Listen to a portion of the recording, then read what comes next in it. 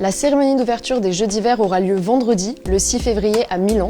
Mais pour beaucoup d'athlètes, les Jeux auront commencé plus tôt, le 5, voire le 4 février. La raison, elle est toute simple, c'est pour une question de planning. En un peu plus de 2 semaines, il faut pouvoir caler tous les sports au programme des JO et certaines épreuves ont lieu au même endroit. La première compétition au programme, c'est le tournoi de double mixte en curling qui commence dès mercredi à Cortina d'Ampezzo. Ça laissera du temps ensuite pour les tournois masculins et féminins à partir du 11 février sur le même site. C'est pareil pour le hockey sur glace, l'équipe de France féminine entrera en lice jeudi face au pays hôte, l'Italie.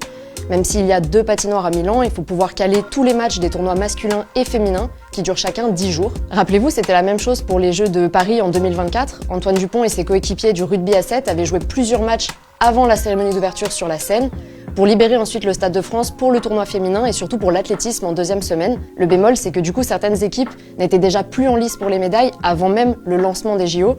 Là-dessus, le CIO a mis en place une règle claire. Il ne peut pas y avoir de cérémonie de remise des médailles ni d'athlètes totalement éliminés de la compétition avant la cérémonie d'ouverture. C'est pour ça que les premières finales à Milan auront lieu samedi, au lendemain de la cérémonie.